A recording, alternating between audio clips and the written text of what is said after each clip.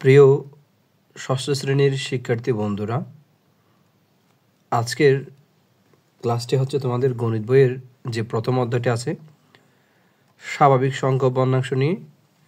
সেই স্বাভাবিক সংখ্যা এবং ভগ্নাংশের প্রথম যে অংশটি আমাদের আছে 1.1। মূলত এই 1.1 নিয়ে আমি তোমাদের আজকের পর্বটা শুরু করতে যাচ্ছি। তো দেখো, এই 1.1-এর এই অধ্যায়টির আমি প্রত্যেকটি ম্যাথ তোমাদের করিয়ে দিব। তার আগে এই 1.1 শুরু করার আগে তোমাদের এই অধ্যায়টি ভালোভাবে বোঝার জন্য যে পরিমাণ বেসিক দরকার হয় সেগুলো নিয়ে আমি শুরুতে একটু আলোচনা করব, দেন আমরা বইয়ের ম্যাথে ফিরে যাব। দেখো, আমি শুরুতে যে সংখ্যাটা তোমাদের জন্য রাখছি এটা হচ্ছে আমাদের অঙ্কপাতন। তাহলে অঙ্কপাতন জিনিসটা কি? দেখো, 9 অপেক্ষা বড় সব সংখ্যায় 2 বা ততোধিক অঙ্ক পাশাপাশি বসিয়ে লেখা যায়। কোনো সংখ্যা অঙ্ক দ্বারা লেখাকে কি বলে? অঙ্কপাতন বলে। তাহলে দেখো, এখানে বলা হচ্ছে কি 1 থেকে 9 পর্যন্ত আমরা যে সব সংখ্যাগুলো লিখি, এই সংখ্যাগুলো লেখার জন্য কিন্তু আমাদের দুটো অঙ্কের দরকার হয় না। তো এজন্য বলা হচ্ছে 9 অপেক্ষা বড় সব সংখ্যায় 2 বা ততোধিক অঙ্ক পাশাপাশি বসিয়ে কী করা যায়? লেখা যায়। যেমন আমরা যদি 9-এর পরবর্তী সংখ্যা 10 লিখতে যাই, তাহলে 1-এর পর 0 বসাতে হচ্ছে, দুটো অঙ্ক আমাদের পাশাপাশি বসিয়ে করতে হয়। যেমন আমরা বলতে পারি 12, তারপর 102, সামথিং এরকম যে কোনো সংখ্যা আমরা হচ্ছে তোমার পাশাপাশি বসিয়ে আমরা লিখতে পারি।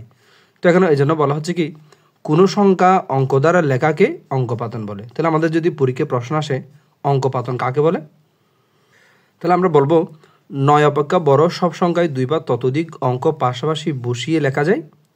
আর এই পাশাপাশি বসিয়ে কোনো সংখ্যা অঙ্ক দ্বারা লেখার যে পদ্ধতি তাকেই বলা হয় অঙ্কপাতন। আশা করি তোমরা বুঝিয়েছো। দেখো, তারপর আমি আরও কিছু উদাহরণ দেখাচ্ছি তোমাদের। যেমন আমরা বলতে পারি 1, এই সংখ্যাটা বোঝার জন্য শুধুমাত্র আমরা 1 দ্বারা লিখলেও আমাদের হয়।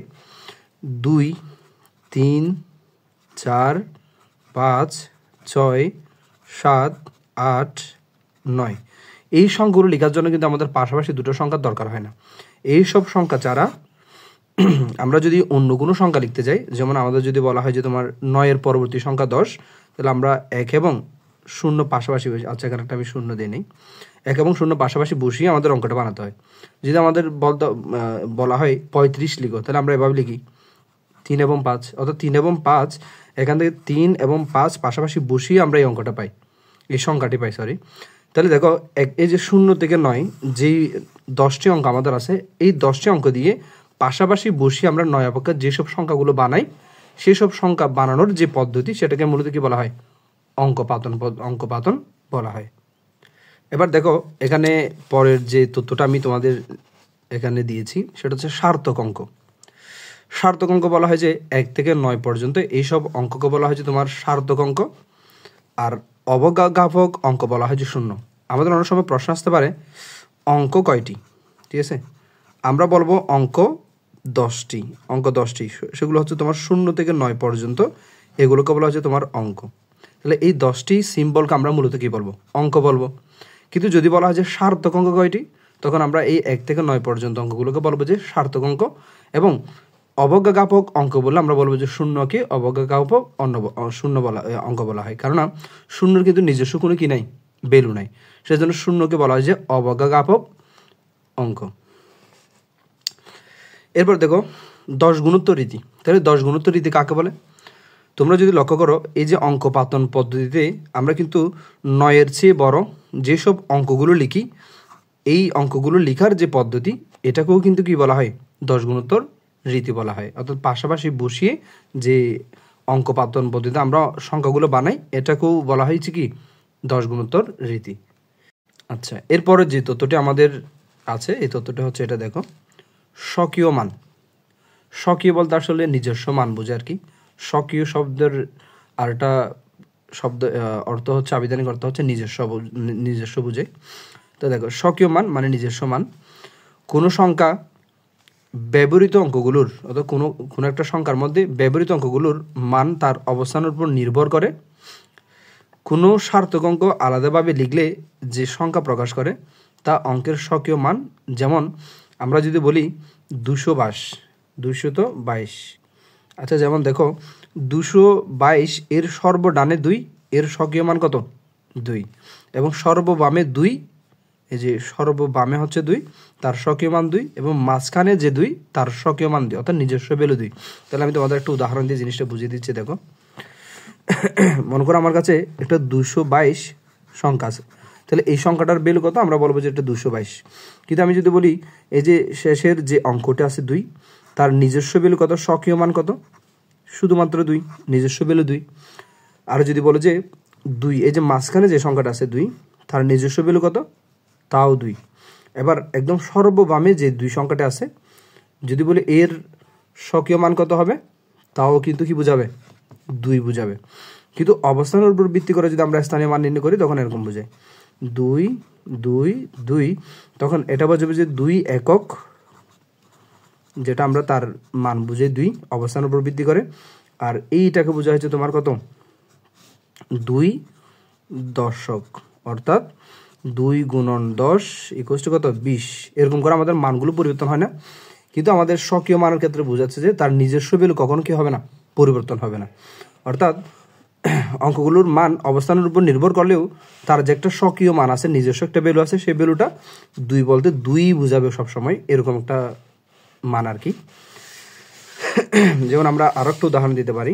যেমন মনে করো তোমার কোথাও লেখা আছে 55, ঠিক আছে? 55তে আমরা এই যে এই অঙ্ক দ্বারা, অর্থাৎ একক, এই যে একক স্থানে যে অঙ্ক, এটা বরাবরই আমরা 5 বুঝাই, কিন্তু দশক স্থানের অঙ্ক এটা দ্বারা কিন্তু কি বুঝাই? 5, 10, 50 বুঝাই। কিন্তু এই 5-এর যে নিজস্ব একটা স্বকীয় মান সেটা সবসময় 5ই থাকবে। আবার এই যে এটা, এই যে এই 5-এর যে নিজস্ব একটা ভ্যালু সেটা সবসময় কি হবে? 5 হবে। যেমন আমরা বলতে পারি 70, ঠিক আছে? এই শূন্যের কিন্তু নিজস্ব কোনো কি নেই, মান নাই, সেজন্য এই শূন্য কিন্তু আমরা অবজ্ঞাপক অঙ্ক বলছি। আবার দেখো এই 7-এর নিজস্ব ভ্যালু কত? 7, ঠিক আছে? এটা অবস্থানের উপর ভিত্তি করে আবার 7.70 হতে পারে, একক, দশক, এটার উপর ভিত্তি করে, কিন্তু তার নিজস্ব একটা ভ্যালু সেটা হচ্ছে 7। এবার তোমাদের জন্য যে পরের টপিকটা আমি রাখছি, এটা হচ্ছে তোমাদের স্থানীয় মান বুঝাই। এই টপিকটা বুঝলে আমরা আসলে স্থানীয় মান এবং স্বকীয় মানের মধ্যে পার্থক্যটা আসলে বুঝতে পারবো। দেখো স্থানীয় মান কি? কয়েকটি অঙ্ক পাশাপাশি লিখলে কোনো সার্থক অঙ্ক তার অবস্থানের জন্য যে সংখ্যা প্রকাশ করে, খেয়াল করিও, মানে বলা হচ্ছে সার্থক অঙ্ক যেটা 1 থেকে 9 পর্যন্ত, ওই সার্থক অঙ্কগুলো, এখানে কিন্তু শূন্যকে কি করা হয় নাই? ইনক্লুড করা হয় নাই, শুধুমাত্র সার্থক অঙ্কের কথা বলা হয়েছে। তাহলে বলা হচ্ছে কয়েকটি অঙ্ক পাশাপাশি লিখলে কোনো সার্থক অঙ্ক তার অবস্থানের জন্য যে সংখ্যা প্রকাশ করে, কিসের জন্য? এই যে অবস্থানের জন্য, তার নিজস্ব স্বকীয় মানের উপর নয়, অর্থাৎ তার নিজস্ব ভ্যালুর উপর নয়। বলা যে অবস্থানের উপর ভিত্তি করে যে সংখ্যা প্রকাশ করে তাকে ওই অঙ্কের কি বলা হয়? স্থানীয় মান বলা হয়। অর্থাৎ স্থানের উপর ভিত্তি করেই তার স্থানীয় মান কি হবে? নির্ধারণ হবে। তাহলে দেখো আমরা একটু উদাহরণ দেখতে পারি। যেমন আমরা বলতে পারি 231, ওকে? 231 ক্ষেত্রে এই যে এককের স্থানীয় আছে 1, দশকের গড়ে আছে 3, এবং শতকের গড়ে যে ভ্যালুটা আছে সেটা হচ্ছে তোমার 2। তাহলে আমরা বলতে পারি এই 1-এর ভ্যালু কত? এটা এককের স্থানে আছে আর এটার ভ্যালু হচ্ছে 1। আমি যদি বলি 3-এর যে একটা মান আছে, স্থানীয় মান, সেটা কত? এমনি কিন্তু 3-এর নিজস্ব ভ্যালু হচ্ছে তোমার 3, রাইট? আমরা এর আগের যে টপিকটাতে আলোচনা করছিলাম, 3-এর যে একটা স্বকীয় মান আছে, একটা 3 বলতে যে কোনো কিছু 3টা বোঝায় আর কি, যে কোনো কিছু 3 বোঝায়। বাট এই যে দশকের ঘরে এই বসে আছে, তখন এটা কিন্তু আর 3 বোঝাচ্ছে না, এটা বোঝাচ্ছে 3, 10, 3, 10, অর্থাৎ 3 গুণন 10 সমান কত? 30। তাহলে দেখো এই 3 যখন এককের ঘরে থাকে তখন তার ভ্যালু শুধু 3 বোঝায়, কিন্তু তার অবস্থান যখন মাঝের ঘরে, অর্থাৎ এই যে একক দশকের ঘরে, তখন সেটা 3 বোঝায় না, শুধু এটা কিন্তু এখন কি বোঝাচ্ছে? 30। তাহলে একইভাবে দেখো 2-এর নিজস্ব ভ্যালু কত? 2-এর নিজস্ব ভ্যালু 2, অর্থাৎ 2 বলতে যে কোনো কিছু আমরা 2টি বুঝাই বা 2 বুঝি, কিন্তু এখন 2টা বসা আছে কোন ঘরে? দেখো তো অবস্থানটা কোথায়? একক, দশক, শতক, এই যে শতকের ঘরে তার অবস্থান না। তাহলে আমরা এক্ষেত্রে বলতে পারি 2 শতক, 2 শতক, অর্থাৎ 2 গুণন 100 ইকুয়াল টু কত? 200। তাহলে এখানে 2 বলতে শুধুমাত্র আর 2 নাই, তার মান হয়ে গেছে এখন কত? 200। তাহলে সবগুলো যদি আমরা যোগ করে দেখো, এখানে পাচ্ছি 1, এখানে পাচ্ছি 30, আর এখানে পাচ্ছি 200, তাহলে 200 আর 30 যোগ করলে 230, 230 আর 1 যোগ করলে 233। এটা আমার একটু সুন্দরভাবে লেখা উচিত ছিল, যা হোক। তো আমরা এই 231 এভাবে পাচ্ছি, ঠিক আছে। তাহলে দেখো, এরপরে তোমাদের জন্য একটা তথ্য লিখে রেখেছি, এটা আমাদের অনেক সময় শর্ট প্রশ্ন এবং এমসিকিউতে আসতে পারে। স্বকীয় মান সব সময় কি হয়? অপরিবর্তনশীল হয়। অর্থাৎ স্বকীয় বলতে নিজস্ব ভ্যালু কোনো মতে কি হবে না, চেঞ্জ হবে না। এটা স্থানের উপর ডিপেন্ড করে, তার স্থানীয় মানটা পরিবর্তন হতে পারে, বাট স্বকীয় মান কি হবে না, পরিবর্তন হবে না। আমাদের এই অধ্যায় করার জন্য আরও কিছু বেসিকের দরকার হবে।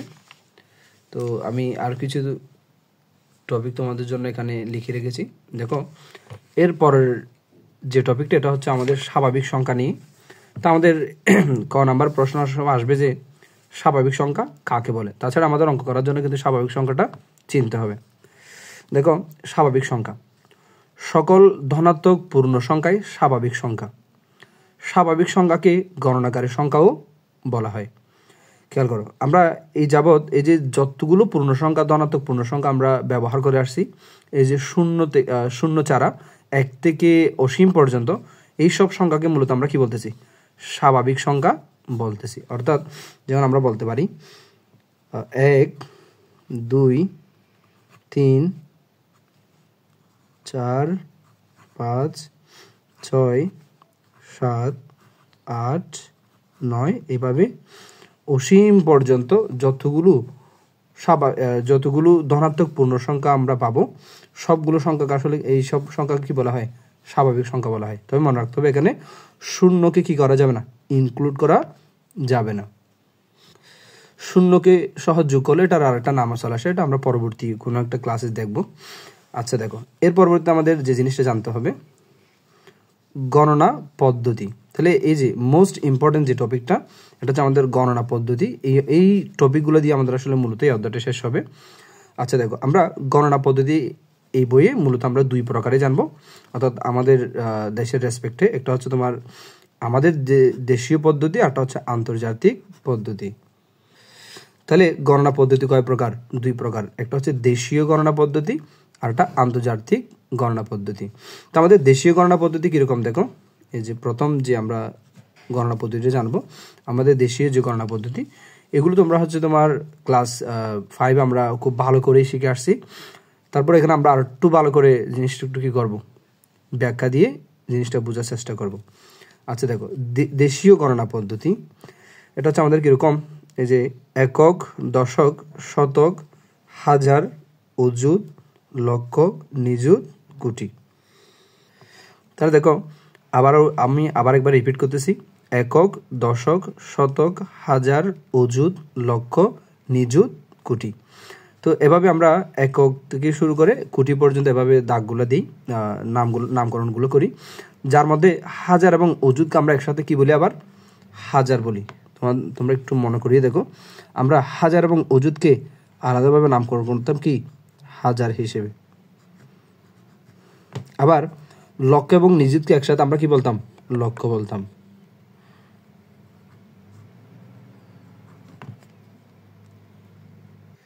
তাহলে দেখো, এক্ষেত্রে আমরা যে জিনিসটা মনে রাখবো, আমরা সবসময় মনে রাখবো এককের ঘরে এখানে সবসময় মান বসাতে পারবে শুধুমাত্র একটি। আমি এখানে 1 দ্বারা বুঝাচ্ছি যে একটি মান বসাতে পারবে। আবার দশকের ঘরেও আমরা শুধুমাত্র একটা মানই বসাতে পারবো, এক্ষেত্রে শুধু একটা। তারপর শতকের ঘরে আমরা কয়টি মান বসাতে পারবো, একটি সংখ্যা, অর্থাৎ একটি অঙ্কে আমরা বসাতে পারবো। অর্থাৎ আমাদের 1 থেকে 9 পর্যন্ত এখানে বসানো যাবে, শূন্য বসানো যাবে, অর্থাৎ একটা অঙ্কে আমাদের বসানো যাবে। আবার হাজারের ঘরে আমরা কি বসাতে পারবো, এই যে হাজারের ঘরে আমরা হাজারের ঘরে 1 বসাতে পারবো, অযুতের ঘরেও একটা বসাতে পারবো, যে কোনো একটা অঙ্ক এখানে বসানো যাবে। আবার একইভাবে লক্ষ যে ঘরটা আছে আমাদের, এই ঘরেও একটি অঙ্ক বসানো যাবে, নিযুতের ঘরেও একটি অঙ্ক বসানো যাবে, কিন্তু কোটির ঘরে কি অসীম পর্যন্ত যতটা ইচ্ছা তুমি বসাতে পারবা। তাহলে এই জিনিসটা তোমাদের একটু ভালো করে মনে রাখতে হবে। এককের ঘরে একটি, দশকের ঘরে একটি, শতকের ঘরে একটি অঙ্ক বসানো যাবে, হাজার ঘরে একটি, অযুতের ঘরে একটি, লক্ষের ঘরে একটি সংখ্যা, অযুতের ঘর, নিজেদের ঘরেও একটি।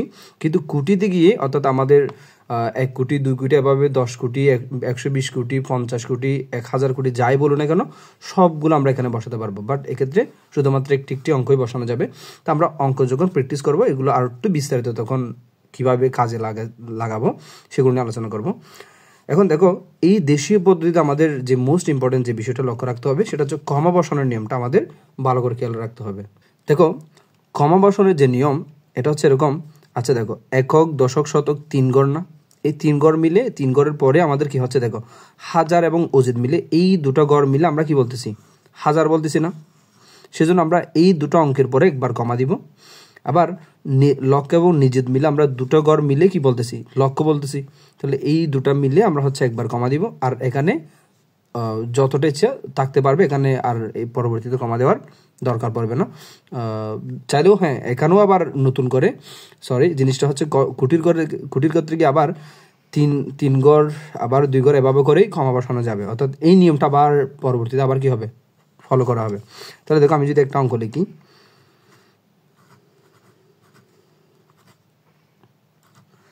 মনে করে এরকম একটা মান লিখলাম আমি।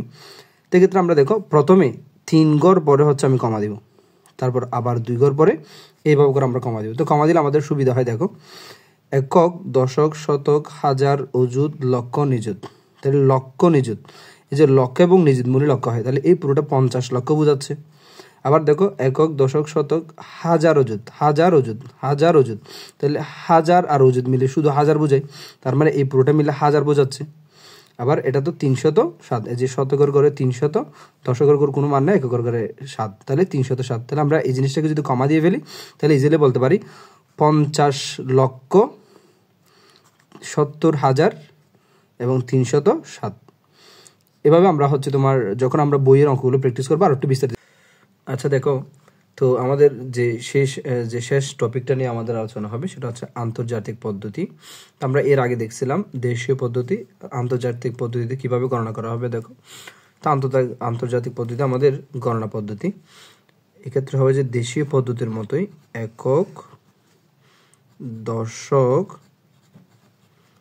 শতক, দেন এরপরটা কি হবে একক দশক, এরপরটা আমাদের দেশীয় তো তোমার হাজার, কিন্তু এখানে হাজার হবে তাও, অর্থাৎ দেশীয় পদ্ধতির মতো এতটুকু ঠিক আছে। তবে সামান্য একটু পার্থক্য সেটা আমরা পরে এই যে একটু পরে আলোচনা করতেছি। দেখো একক দশক শতক হাজার, এখানে আমরা অযুত দিতাম, বাট এক্ষেত্রে হবে যে এখন মিলিয়ন,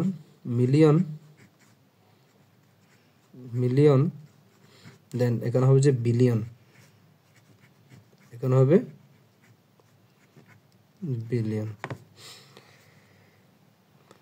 তাহলে দেখো আবার এককের ঘরে আমরা দেশীয় পদ্ধতিতে একটি অঙ্ক বসাতাম, এক্ষেত্রে একটি, সেটা হচ্ছে তোমার 0 থেকে 9 পর্যন্ত হবে। আবার দশকে আমরা হচ্ছে তাও একটি অঙ্ক ইউজ করতাম, এক্ষেত্রে হবে যে তোমার কত পর্যন্ত, এক্ষেত্রে 0 থেকে 9 পর্যন্ত অঙ্কগুলো এই ঘরে বসবে। আর দশক পদ্ধতি হচ্ছে তোমার 10-এর পর থেকে 99 অর্থাৎ 99 পর্যন্ত এই অঙ্কগুলো এই ঘরে বসে। আর শতকের ক্ষেত্রে যদি আমরা দেখি 100 থেকে শুরু করে 999 পর্যন্ত এই অঙ্কগুলো এখানে বসে, অর্থাৎ এককের গড়েও 1 হয়, দশকের গড়েও 1 হয়, শতকের গড়ে একটি অঙ্ক হয়। তবে সেই একটি অঙ্ক হচ্ছে তোমার 100 থেকে 999 পর্যন্ত টোটাল মানটা এখান থেকে আমরা কাউন্ট করি। অর্থাৎ আমরা সহজ ভাষায় বললে এককের গড়ে একটি, দশকের গড়ে একটি, শতকের গড়ে একটি অঙ্ক বসানো যায়। কিন্তু আমরা দেশীয় পদ্ধতিতে হাজার গড়ে একটি বসালেও এখানে কিন্তু আন্তর্জাতিক পদ্ধতি 3টি করে বসাতে হবে, 1টি 2টি 3টি। আচ্ছা শতকের এখানেও একটি ছিল, তো আমি এখানে এক বলতে কিন্তু একটি করে বুঝাচ্ছি যে তাহলে হাজার গড়ে 1টি 2টি 3টি, আর মিলিয়নেও 1টি 2টি 3টে অঙ্ক এখানে বসানো যাবে। আর বিলিয়নেও কি বসানো যাবে 1টি 2টি দেন 3টে অঙ্ক বসানো যাবে। তো এভাবেই আমরা হচ্ছে তোমার একক দশক শতক এবং হাজার গড়ে 3টে অঙ্ক পর্যন্ত বসাবো, মিলিয়নে 3টে অঙ্ক এবং বিলিয়নে 3টে অঙ্ক বসাবো। যেমন আমরা একটু উদাহরণ দিতে পারি।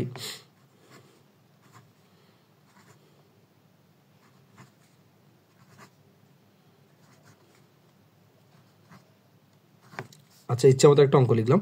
তো দেখো এদিকে যদি আমরা 3 গড় পর কমা দিই, আন্তর্জাতিক রীতিতে কিন্তু 3 গড় পর কমা, দেশীয় রীতিতে 3 গড় পর কমা, কিন্তু দেশীয়তে আমরা 2 গড় পর কমা দিতাম, কিন্তু আন্তর্জাতিকে 3 গড় পর কমা। তাহলে দেখো এতটুকু পর্যন্ত আমরা বলতে পারি একক, দশক, শতক। মানে আমাদের আগের মতো এক্ষেত্রে কি হচ্ছে, মিল হচ্ছে না জিনিসটা, একক, দশক, শতক। এরপর হচ্ছে আমরা একক, দশক, শতকের পর হাজার বলতাম, এক্ষেত্রেও হাজার বলবো। তবে এই তিনটা অঙ্ককে আমরা একসাথে কি বলবো, হাজার বলবো। তাহলে এরপর আবার এরপর তিনটা অঙ্ককে একসাথে বলা হবে মিলিয়ন। তাহলে এখানে দুটি আছে, দুটি থাকলে দুটিকে মিলিয়ন বলবো। তা এখানে যদি আর একটা থাকতো তাহলে এই তিনটাকে আমরা একসাথে কি বলতাম, মিলিয়ন বলতাম। তাহলে এক্ষেত্রে বলতে পারি 160,753,000 দেন 250। আচ্ছা, এক্ষেত্রে আমি তোমাদের একসাথে কমা ব্যবহারের নিয়মটা দেখা দিচ্ছি। কমা ব্যবহারের নিয়ম কিসের ক্ষেত্রে, এটা হচ্ছে আন্তর্জাতিক রীতির ক্ষেত্রে কমা ব্যবহারের নিয়ম। তাহলে ইতিমধ্যে তোমার কমা ব্যবহারের নিয়মটা এই উদাহরণে খেয়াল করছো। তারপর আমি আরো কয়েকটা উদাহরণ দেখাচ্ছি। দেখো, মনে করো তোমাকে দেওয়া আছে এরকম 9, 8, 7, 6, 3, 2, 1, 5, 2, 3, জাস্ট এরকম দেওয়া আছে। তো আমরা কমা কীভাবে ব্যবহার করবো দেখো, শেষের দিক থেকে 3 ঘর পর, আবারও 3 ঘর পর, আবারও 3 ঘর পর, এইভাবে 3 ঘর পর আমরা কমা দিতে থাকবো। তাহলে আন্তর্জাতিক পদ্ধতি তখন কি হয়ে যাবে, এটা কমা ব্যবহারের নিয়ম করে আমরা সংখ্যাটা কি করতে পারবো, গণনা করতে পারবো। যেমন দেখো, এক্ষেত্রে এই 3 ঘর গেল, এই 3 ঘরকে আমরা বলবো যে হাজার, আবার পরে 3 ঘর বলবো যে আমরা মিলিয়ন, আবার এরপরে একটা আছে, যদিও এখানে 3টে থাকলো, আমরা 3টাকে কি বলতাম, বিলিয়ন বলতাম। তাহলে বলতে পারি 9,876,000,000 এবং 321,000 দেন 523।